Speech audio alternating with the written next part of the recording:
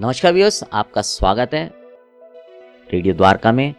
और एक बार फिर आज मेरे साथ राजेंद्र सिंह जी हैं और हम अपने इस कार्यक्रम के पहले एपिसोड में हैं। और आज हम बात करेंगे कि अगर मेरी गाड़ी या मेरा वाहन चोरी हो जाए तो मुझे क्या करना चाहिए। सर, आपका बहुत बहुत स्वागत है रेडियो द्वारका में। सर, ये एक बहुत कॉमन सी चीज़ रहती है कि जब हमें पता नहीं होता कि हमारी गाड़ी चोरी हो गई या मोटरसाइकिल चोरी या कुछ भी चोरी हो गया वाहन मेरा, तो क्या करें। इमीडिएटली तो समझ नहीं आता।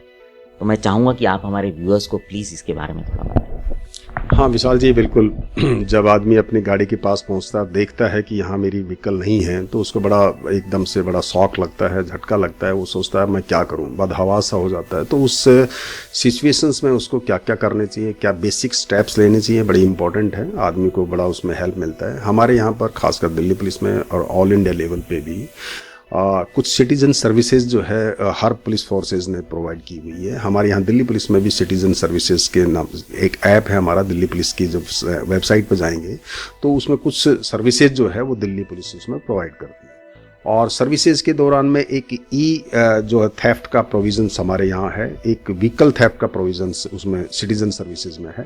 तो आप वेबसाइट पे जाएंगे और उसमें जाके सबसे पहले तो जब आदमी जाता है तो ये कहता है कि मैं किसको अप्रोच करूँ। तो सबसे पहला है कि आप 112 जो है, जो पहले 100 नंबर पर भी कर सकते थे, लेकिन आजकल 112 एक इंटीग्रेटेड सर्विस हमारी रिसेंटली स्टार्ट हुई है। तो आप 112 पे कॉल किया जा सकता है। वो ऑटोमेटिकली कॉल जो है वो पुलिस स्टेशन में, क्राइम ब्रांच में चली जाएगी और उसके बाद जो भी उसमें एक्शन आगे होगा वो एक तरह से 112 जैसे 911 जो है जैसे यूएसए में चलता है, ऐसे ही ये सर्विसेज। तो इसका पहले सबसे पहले आप यूज करें कि पहले हमें पुलिस को बताएं कैसे, जिससे जल्द से जल्द हमारी सर्विसेज वहां पर पहुंच जाएं और हमारा काम हो जाए। तो आजकल इसमें पुलिस स्टेशन नहीं, जैसे आप उसमें वेबसाइट अगर आपने खोलना जानते हो और उसमें आपके पास लैपटॉप है तो आप इमीडिएटली वहीं से कर दें, या किसी नज़दीक के जो आपका साइबर कैफ़े वहाँ से भी जाके कर सकते हैं। अदरवाइज आजकल पुलिस ने बहुत जगह बूथ बना रखे हैं इस टाइप के, वहाँ पर भी जाके कर सकते हो। पुलिस स्टेशन में भी जाके आपको हेल्प मिल सकती है। और जाके आप उनको अपना वेबसाइट पे वो डिटेल भर दें। जैसे जैसे आप उस पर आप वो स्टार्ट करेंगे तो सारी इंस्ट्रक्शन आती रहती हैं, इंस्ट्रक्शन को फॉलो करते रहें और उसको सबमिट कर दें जो डिटेल्स है आपके व्हीकल्स की। ऑटोमेटिकली वो लॉज हो जाएगी आपकी एफआईआर। आप दोबारा से अपनी एफआईआर भी रिट्रीव कर सकते हो। और एफआईआर जब क्राइम ब्रांच में जाएगी, क्राइम ब्रांच में 48 आवर्स में आपके कंसर्न पुलिस स्टेशन में जहां से आपने चोरी की रिपोर्ट की है वहां पर वो एफआईआर जो है 48 आवर्स में किसी को असाइन हो जाएगी, लोकल पुलिस स्टेशन के किसी ऑफिसर्स को, और वो आपसे कांटेक्ट कर लेकर आगे फिर जो है आपकी उस रिपोर्ट पे कार्रवाई होती रहेगी।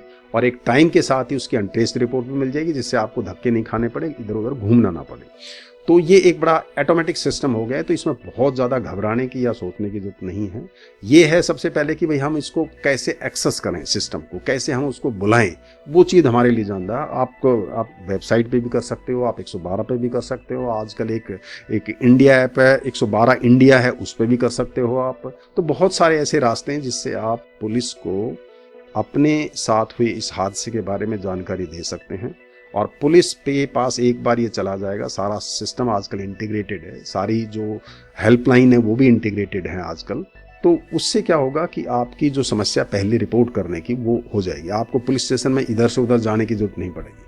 दूसरा, एक बार गाड़ी आपकी चोरी हो गई, आपने रिपोर्ट कर दिया। अब सेकंड आता है कि भाई आप जो है अगर मान लो वहीं पर हो, तो कई बार क्या होती है कि पुलिस जो है वो कभी ट्रैफिक, अगर आपने अनऑथराइज्ड पार्क की है तो ट्रैफिक जो है उसको कई बार उठा लेती है।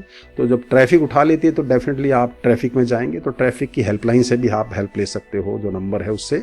और अगर ट्रैफिक की हेल्पलाइन नहीं भी है तो नज़दीक के पुलिस स्टेशन में जाकर जो ट्रैफिक का सर्किल है वहाँ से भी देख सकते हो कि मेरी गाड़ी कहीं इंपाउंड तो नहीं होगी। या लोकल पुलिस में भी कई बार अनऑथराइज्ड गाड़ी खड़ी करने पे ले जाते हैं तो वहाँ से भी चेक कर सकते हो। रही है प्रिवेंशन के लिए कुछ चीज़ें ऐसी हैं कि जैसे भैया आप आज की डेट में अपने जो इलेक्ट्रॉनिक जो व्हीकल्स अभी आ रहे हैं वो तो खैर आपके सेल फोन से लिंक्ड हैं। तो जो भी अगर उसमें कुछ गलत चीज़ होती है, कोई मूवमेंट होता है आपके व्हीकल से रिलेटेड, या कोई उसको चोरी करने की या उसको हटाने की कोशिश करता है, तो आपके सेल फोन में वो मैसेज ऑटोमेटिकली आते रहते हैं, तो उसका हेल्प आपको मिल जाता है। लेकिन जो पुराने व्हीकल्स हैं या कुछ और व्हीकल्स हैं जिन्होंने ऐसे इलेक्ट्रॉनिक व्हीकल्स नहीं, तो डेफिनेटली उसमें जीपीएस लगवाएं और उसको एक्टिवेट रखें। जिससे क्या है कि कई बार क्या होता है, जीपीएस तो हम लगवा लेते हैं लेकिन 3 साल तक वो डीएक्टिवेट पड़ा रहता है। तो अल्टीमेटली हमने कई ऐसे भी केसेस किए हैं जिसमें कि आदमी को फिर हमने डीएक्टिवेट को एक्टिवेट कराया 3 साल के बाद, और उसके बाद वो एक्टिवेट होने के बाद वो जीपीएस लगा रहा था और उसके बाद भी गाड़ी वो रिकवर हुई है।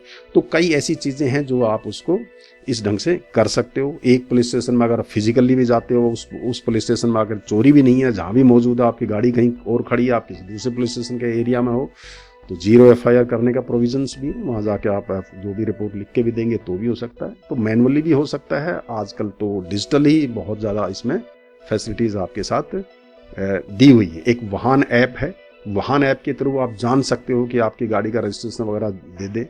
लॉस्ट फाउंड ऐप है, उसके अंदर भी आप जाके उसमें डाल लेंगे तो उससे भी आपको पता लग सकता है।